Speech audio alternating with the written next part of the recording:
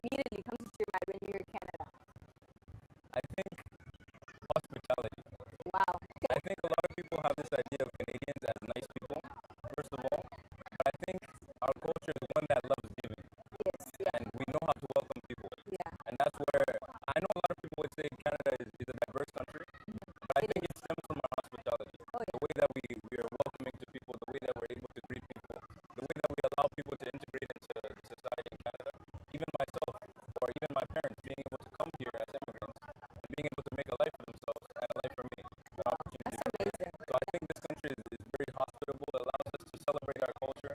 I know around the world sometimes other cultures are not celebrated as much. You know, you can't have a gathering of Yeah. Canadians like this. And Yeah, they want to make noise. Yeah, you're too loud. exactly. So I think one word that encapsulates the identity of the country in a way would be hospitality.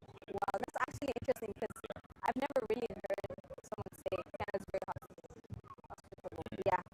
So if you could give one piece of advice to someone from Canada, since you've been here like forever, what's that one thing that a young person, an immigrant, is there? I'm a young person and a young, like coming as an immigrant.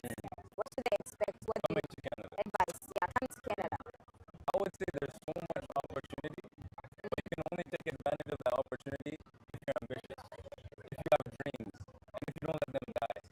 Because I know a lot of people, they come to this country, and as they're coming, as they're making their way, they say prayers, they have wishes, they have hopes, Yeah. but they come to this country, and then they see there's some struggles along the way, and then they don't want to endure, which is understandable because, you know, at some point you have to put food on the table, at some point, you know, you have to survive. But I So would, they settle for yeah, less. yeah. But my biggest piece of advice to young people coming to this country, or to anybody coming to this country, because when you come to a new country, a lot of times it feels like you're starting anew.